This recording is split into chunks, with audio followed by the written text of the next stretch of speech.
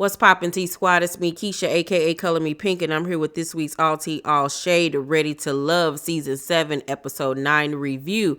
I drop videos Monday through Sunday. Everything that I say is for entertainment purposes only and not to be taken seriously, meaning my jokes. So if that works for you, let's get into this review. Tommy meets with the guys in the singles lounge, and he lets them know that this week he wants them to share their strongest connections to their closest friend, meaning their best friend.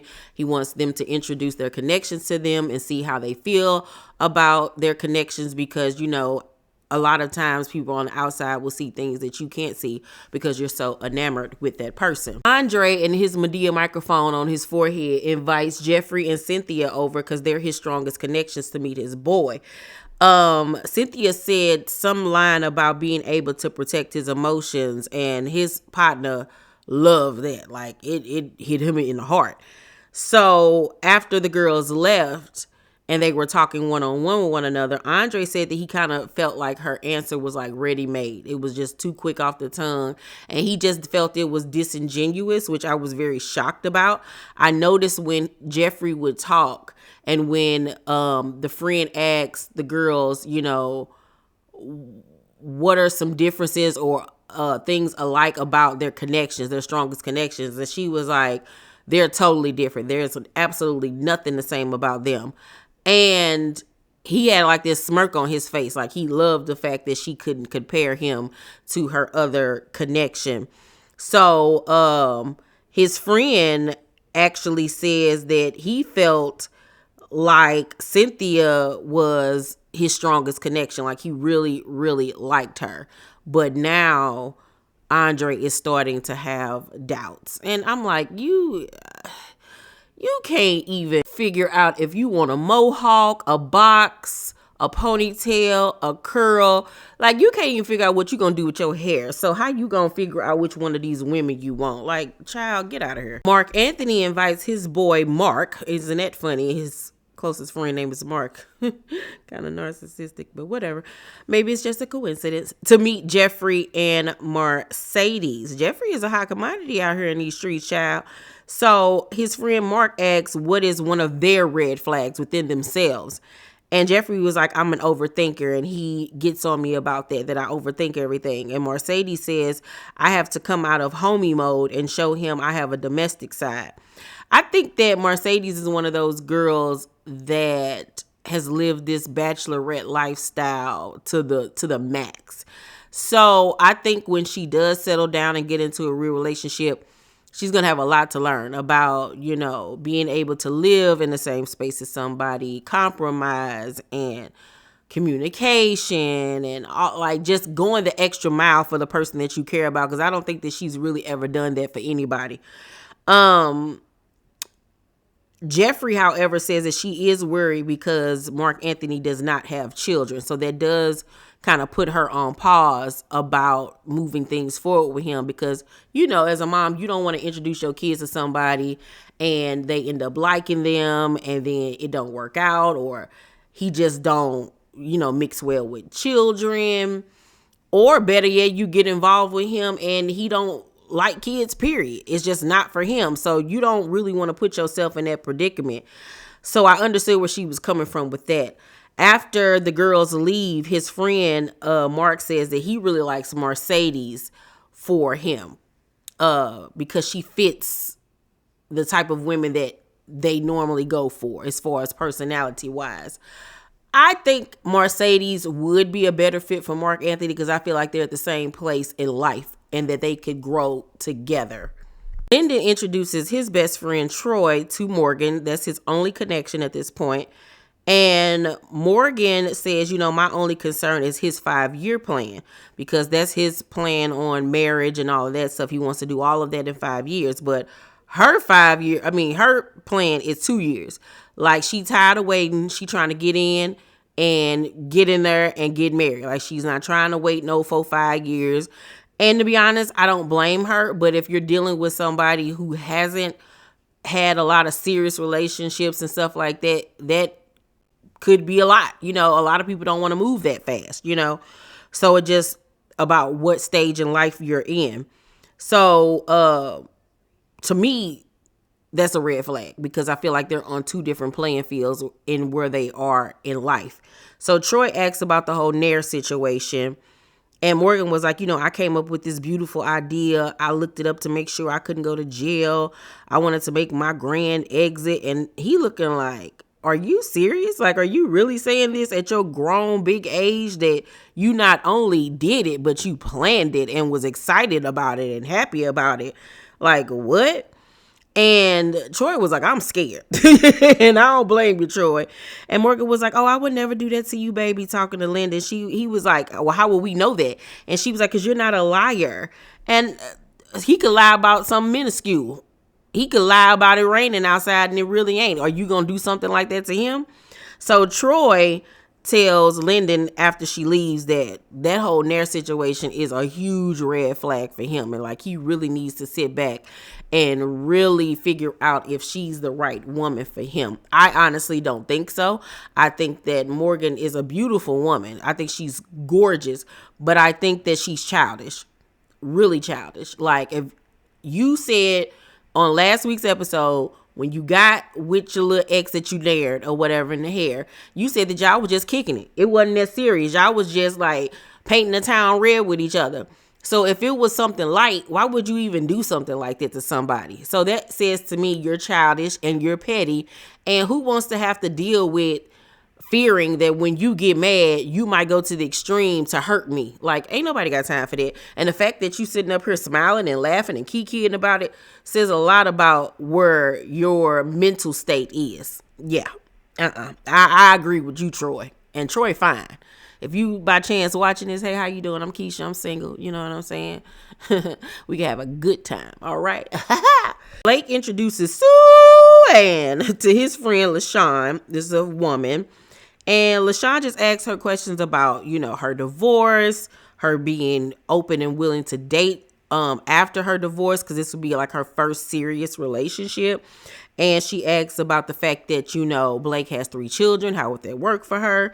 And, Sue-Ann answered to the best of her abilities. And after the fact, LaShawn was like, I think it's cool to take a shot, but she really wasn't sold on Sue-Ann. But I don't think anybody could really make Blake happy. Blake is just so cookie cutter, like stiff as a board. He gives me drill sergeant vibes. Like, he's just a blank canvas and just blah. Like, Blake is like watching paint dry. Like, he is so boring. So boring. And that haircut just does not make the situation any better at all. Tony introduces his boy Tron to Morgan and Marcia. Morgan arrives and is not pleased to see Marcia there because she has grown very territorial over Tony. And that's another red flag about her, is that she's got that jealous spirit on her. Like, she gonna be causing problems. Anytime a chick look at you or smile, she gonna have an issue with it. And I told y'all in my casting special video, I said that Morgan and Marcia either gonna be besties or they not gonna get along. Now, this season, they've played it cool. They've been, cool with one another. But now on Morgan's end, the cat claws are starting to come out because she is trying to claim her territory at this point. So Tron asks, do you want kids? And Marcia was like, I do want children. And Morgan says, I want to make sure it's with the right person. And she was going on to say like she's been an auntie to, a lot of people, kids and all this stuff. And she also says that Tony likes my mouth, but sometimes he doesn't. How do I get him to open up? And Tron was like, something like that takes time. Just time and getting to know one another. So after they leave, Tron tells Tony that Marcia had the right answers, the best answers, but Morgan was so direct and all about him. And he leaves Tony just as confused as he was going into the date, where he still doesn't know who should be his number one choice. I personally feel like Marcia would be a better fit because she's more cool, calm, and collected, even though her makeup and her hair be looking a mess. But Morgan is she's too intense and she do too much. And I feel like she's territorial. I feel like she's jealous, and I feel like she's childish and she needs to grow up. So I don't really know how I feel about her. I feel like they'll have a great time in the sack great relations with one another. But I feel like as far as a couple in a relationship, Marcia would probably work best for Tony. Anthony has his homegirl Miriam meet with Mercedes and Sue-Ann at the same time, and Cynthia separately. So when it comes to the meetup with Cynthia, she lets them know that she's known her child's father since she was 12 years old, but they have not been together since 2014. And when need be, she knows how to put her foot down. And I think that that was something that needed to be said, especially how things went when she introduced her children's father to Andre and Anthony. Anthony held himself, very well. He was astute, and he was very transparent about his feelings, and he did not back down from old boy. I felt like Andre got flustered and became overwhelmed with the situation and was feeling somewhat attacked, and that's why he ended up leaving the way that he did. Cynthia also states that, she has been playing the male role for quite some time, and she is tired, and she is ready to relinquish it and be with a man that will lead her. And I was like, amen, sister, preach to the choir, been there, done that. Okay, wrote the book on it. Know exactly what you mean. Know exactly how you feel. I'm waiting on mine to come, girl, because I'm tired as well. So on Anthony's meetup with his bestie Miriam and Sue-Ann, and who is the other lady he met up with? Mercedes. Sue-Ann says that, she'll ask him if he likes her, and he'll just sit there on mute. And Mercedes was like, girl, don't even worry about it. He do the same thing to me.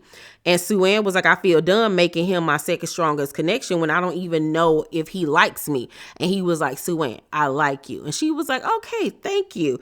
Now, he says that his reasoning for not being vocal about his feelings because he don't want it to be a situation where the women are saying, well, Anthony said this to me and Anthony said that to me. He was like, I would rather just express my feelings at the end when he's made his decision. Now, I understand what he's saying, but there's nothing wrong with you just saying, I like you. I love spending time with you. But yes, I do still have this connection with somebody else. That's not hard to say, sir. That's not going to get you caught up in no mess. Mercedes admits that she's been hesitant to really move forward with Anthony because he does have a daughter and she doesn't have kids. I don't know if she's ever dated men with kids, but that has put her somewhat on pause. So after meeting all three ladies, Miriam tells Anthony that she likes Cynthia the best because she had her head on straight. She was very blunt about what she wanted, what she was willing to put up with, and all of that.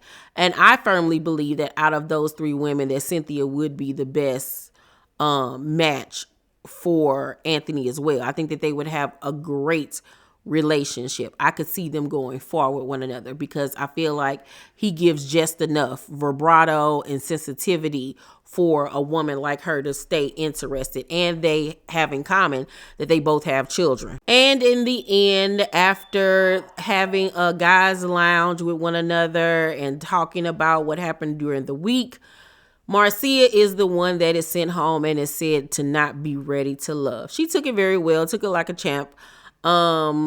But I feel like it was her hair and her makeup that got her sent home because it was just tragic. But I got a feeling that Tony's still gonna be calling her anyway. So I don't think that she even really too much was sad about it because she made connections with other guys, and I think that they're gonna keep in touch because she do got a cute shape, rocking body. But yeah, I wasn't shocked to see her go home though. I really wasn't. Overall though, tonight's episode, I give it a C-. It was kind of meh, really wasn't a lot going on. But next week's episode look like it's going to be very, very interesting and drama filled. Y'all let me know what y'all thought about this episode of Ready to Love. Make sure to thumbs up this video, like and subscribe, and hit that notification bell button. I love you guys, and I'll see you on the next video. Bye.